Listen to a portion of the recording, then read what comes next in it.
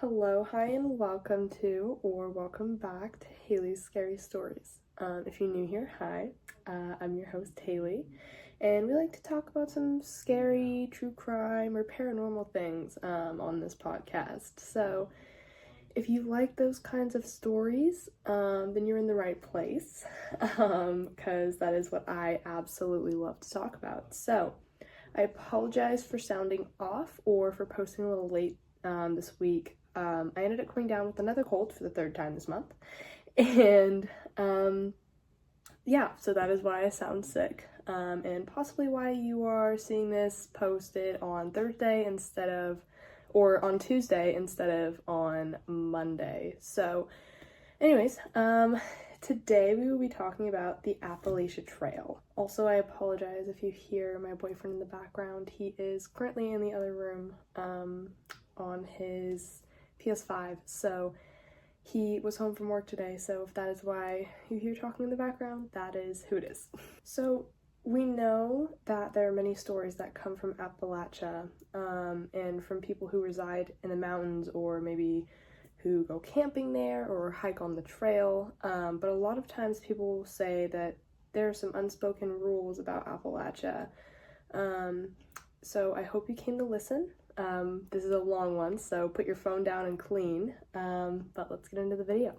So first, we will start with what has happened over the years in the Appalachian Mountains. There have been many murders, mysteries, disappearances, especially that come from these mountains or this kind of area specifically.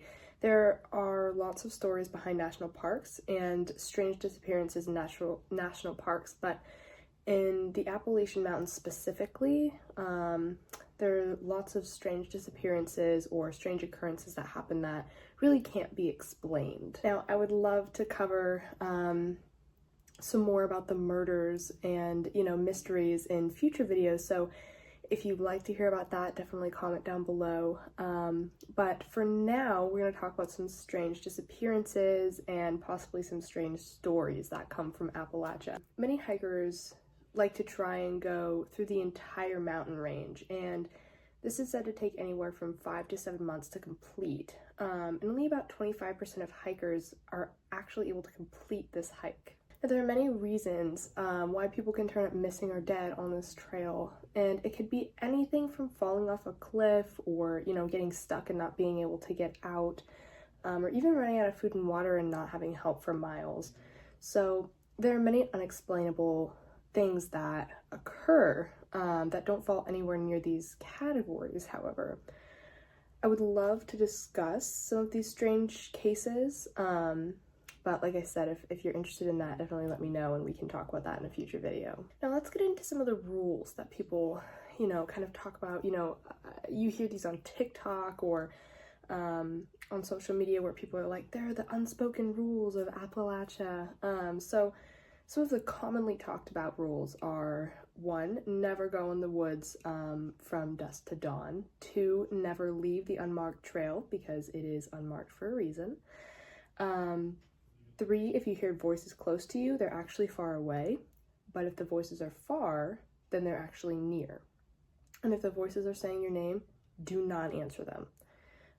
4, do not whistle or sing in the woods. This one is very commonly discussed. I've heard a lot about how, grandparents or parents are like, don't ever whistle in the woods, don't ever sing in the woods.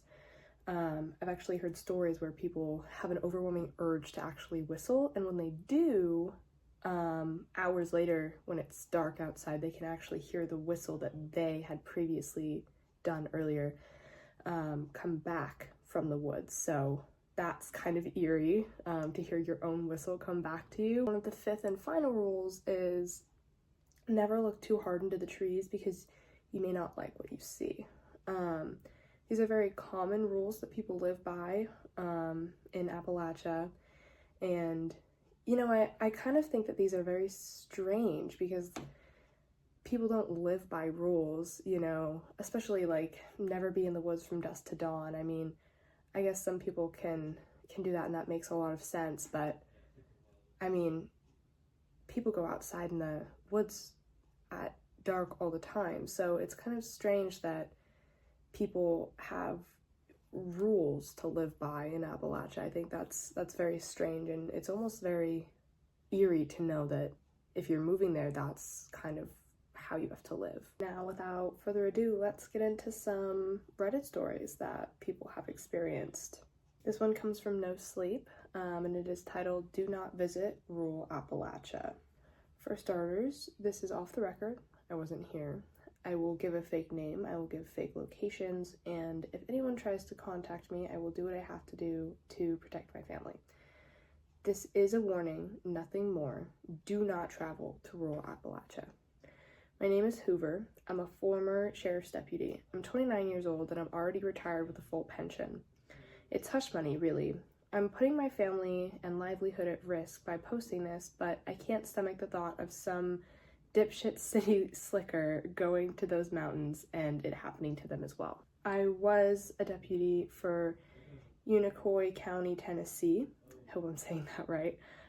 It's a gorgeous place. Watching that sunrise over the mountains was an almost spiritual event. I never thought I would leave it until it happened. It happened the fall of last year. Strange, because I remember it wasn't particularly crisp, beautiful autumn. The leaves had changed and the entire valley was surrounded by an enchanting sea awash with reds and hues of orange. I was at the station filling out some paperwork and drinking my evening coffee with Richards, my partner. He was a good guy, new to town as he and his family had just moved from Montgomery, and I took him under my wing. He was the kind of deputy who would stick his neck out for you. He didn't mind putting in extra hours so you could leave early. He was my best friend. Around 7, we got a call for a 1:30 code for a dead body up in the mountain in a campsite. That's not particularly surprising. Unicoi is well known for its population of bears and bobcats. It typically would happen once or twice a year that some hotshot yuppie would come in with 10 grand worth of equipment and get mauled by a predator while cooking. When we got to the campsite, I'm pretty embarrassed to say my first thought was to give whoever it was a little bit of credit. They picked an amazing spot with a view over the entire valley, but then I saw them. There wasn't one body, there was 5. 1 adult male and 1 female with 3 little girls. The man was leaned up against a tree next to their tent. His head was so slashed to hell I could see chunks of his skull jutting out of the mound that was his face. The woman didn't fare much better. She was shredded. Her torso and head was about 3 feet from the tent with some jumbled mush I imagine was probably her legs laying a few yards away. It was sickening and the hardest part of the job, but I didn't realize this was something else until we found the girls about 100 yards away. They were stacked, well, what was left of them, neatly on a rock down the slope of the mountain. Their organs and dismembered body parts painted the boulder red, with still drying blood. Deputy Davis, who made the call, was nowhere to be found. It was getting dark, the kind of suffocating darkness that swallows you and doesn't let you breathe. What or whoever did this was still out there. I told Richards we need to get back to the truck and call in for backup and a rescue team to look for Davis. As Richards and I sorted back up the slope, I saw it. Sitting on a branch of an old oak tree near him was a woman, or what I thought was a woman, with gray cold skin and a sinister crooked smile. Before I could even speak, she had already pounced savagely, screaming and slashing with her demon-like talons that forked unnaturally from her hand. I drew my service pistol and fired 8 times in a tight cluster in her side. She didn't even so much as pause her rampage. I think it's Richard's screams that will haunt me the most. His whimpered howls reminded me of a coyote caught in a trap, an animal who knows it's about to die. I could see the tears streaming down his blood and sweat-soaked face. His eyes were bloodshot and bulging. I froze. I couldn't breathe. I couldn't even process what I was seeing. Some sort of demon from hell itself who came to slaughter something unnatural. She finally stopped and turned towards me. When I became a deputy, I knew that I could die on duty, but I couldn't fathom it was to be from something like this. I'm ashamed to admit that in that moment I accepted my death. I turned my service pistol at my head and was about to pull the trigger to avoid a fate like Richard when she was just gone. Like that, like mist in the air, leaving me alone with the corpse of my closest friend on the slope of the mountain. As I carried his bloody carcass up the mountain to the truck, all I could see was the scene in my head. It seared into my mind. When I called for backup, instead of the sheriff's office, several large black vans showed up, filled with unidentified men in suits. I was told to quit my job, move, and to never speak of what happened, and I would receive a hefty retirement package. I took the deal. I don't know why she didn't kill me. It haunts me. I can't sleep. I can't eat. All I see is her ripping apart Richards. The day before I left, I spoke with some Cherokee elders, and they told me it was something called Utalata. Sorry, I know I'm pronouncing that wrong, but I'm sorry. A demon who stalks the Appalachians, haunting her prey. Whatever it was, I'm begging whoever reads this, please don't go and visit the Appalachian Mountains. It's not worth it. Don't let her get to you too.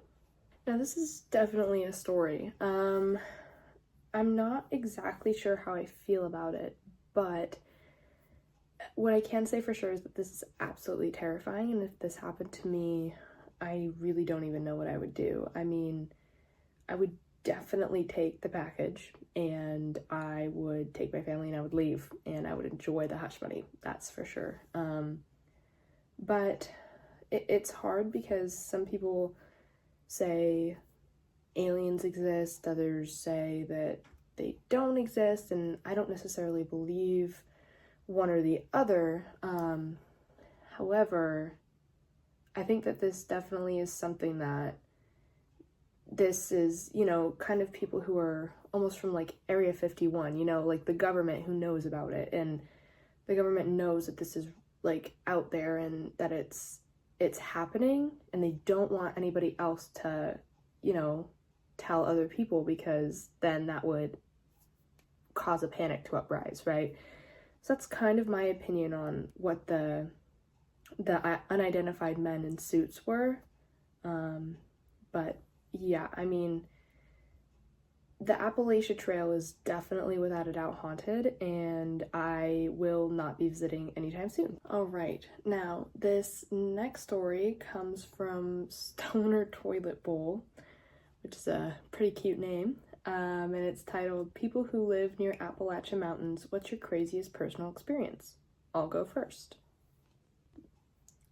When I was about 7, my family and our friend's family went on a joint ski trip to the Hidden Valley Ski Resort in Somerset, Pennsylvania. My younger brother and I didn't really know how to ski, so we were both learning. My brother wanted to practice on the Bunny Hill for beginners, so we were practicing there for a while. Note, the Bunny Hill was right in front of the resort, while the rest of the ski paths were up the mountain. After a few hours practicing with my little brother, I decided I wanted to take the ski lift to try out the other slopes. The friends that we were there with were already up the mountain, so my parents let me go up to the lift on my own. I didn't have anyone to ride the lift with, so this stout, middle-aged lady with brunette hair and a pair of skis offered to go up the lift with me. And I remember being extremely thankful for this because I was scared to go up alone since I've never been on a ski lift before. The woman never said a word, but I ascertained her kindness and reassurance from her expression alone. This path was extremely steep and consisted of frozen lakes, creeks, and a lot of foliage, so you could crash, and it could be fatal. Well, I ended up crashing on the path itself because I hit a patch of snow that was too thick for skis. My skis flew off, and by this point the sun was already down. I tried to blindly look for my skis, but it was no use. I had no source of light, and the severity of my situation quickly seeped in. It was pitch dark, and I was on an unknown spot of the mountain with no skis. The thing that scared me the most is how quiet it was. The silence was deafening, and I was panicking. Out of nowhere, I saw a light coming from behind me.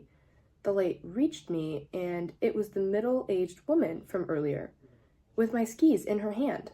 The second I saw her, a wave of reassurance washed over me. She helped me get up and get my skis back on like a mother would. Then she held my hand and took me down the mountain. When I reached the end of the mountain, the entire staff was looking for me. Apparently, I was somehow missing for 2 hours.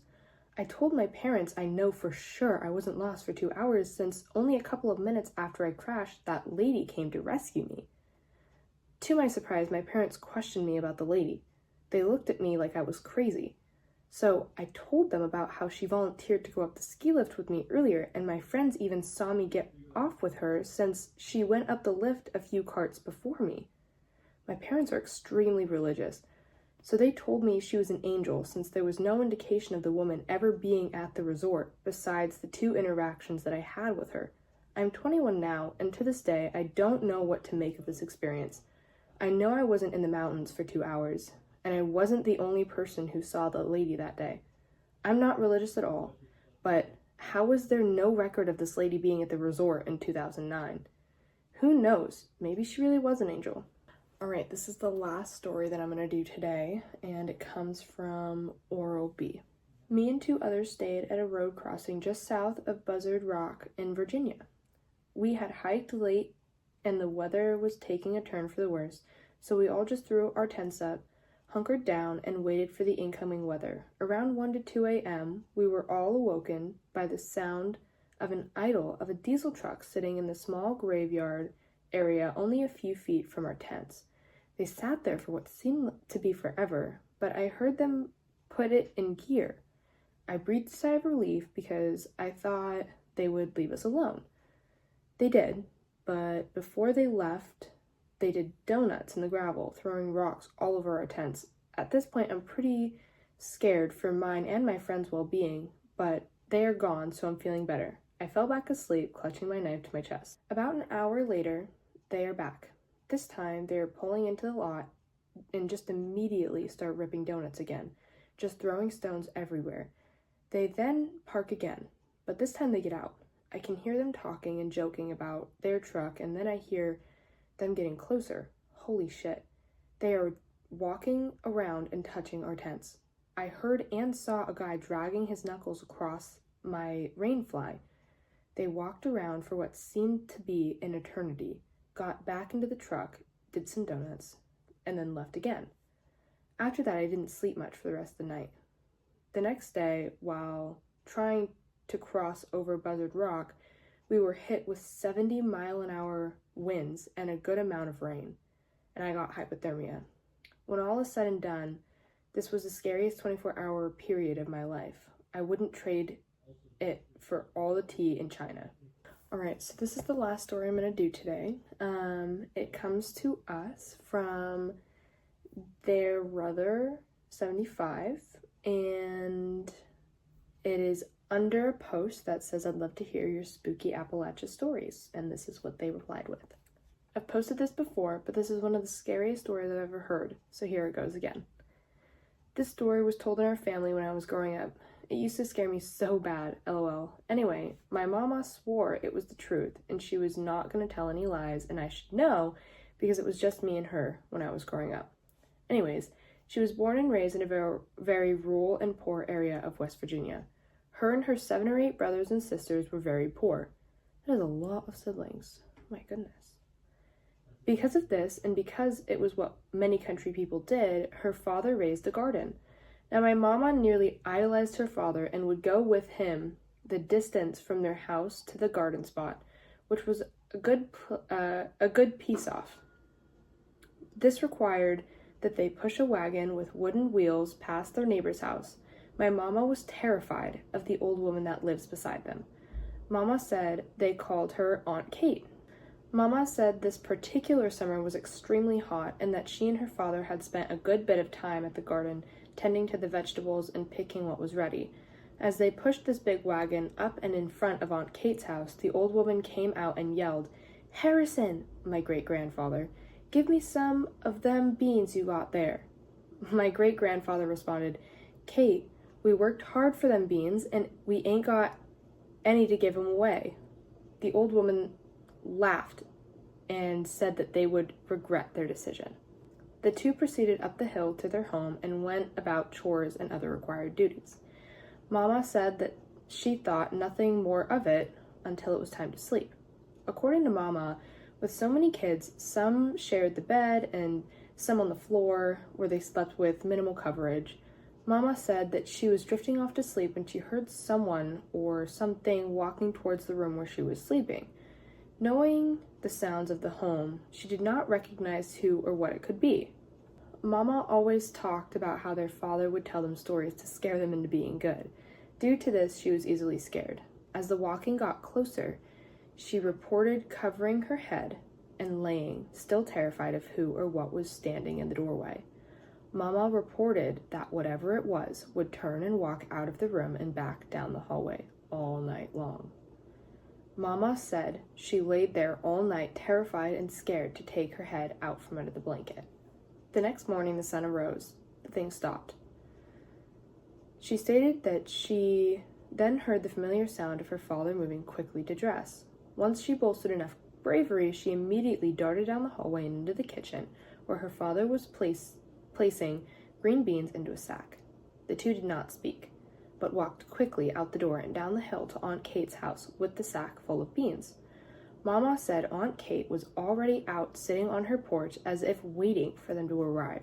Her father said, "Old woman, take your booger," Appalachia term for spirit or demon, back. And Aunt Kate started laughing and telling them, "Don't worry, Harrison, it won't bother ya no more." Mama told other things that Aunt Kate did that alluded to her being somewhat familiar with the dark side. Mama was a very honest Christian lady. Like, I had to go to church every time the doors were open. And I never remember a time when I caught her in a lie or even heard her curse and she swore Kate was into black magic. Yeah, this one is crazy. It's not as crazy as some other stories, but it's definitely scary, especially to know that there's like an actual person out there who practices dark magic. I think is especially like spooky or eerie because they're actively choosing to practice rituals or to worship the dark side of, things out there, which I personally think is absolutely terrifying.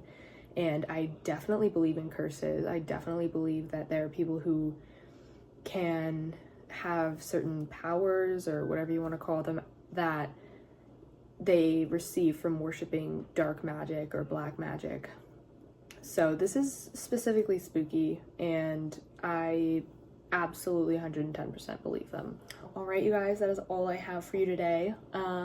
If you like these stories or if you want to hear more about Appalachia, there's tons more out there on the internet, so comment down below and let me know. If you have any of your own stories that you'd like to share about Appalachia or anything that has to do with the paranormal, comment or message me on TikTok, which I will leave my @ in the description for you guys. Yeah, I hope you enjoyed. Have a spooky day.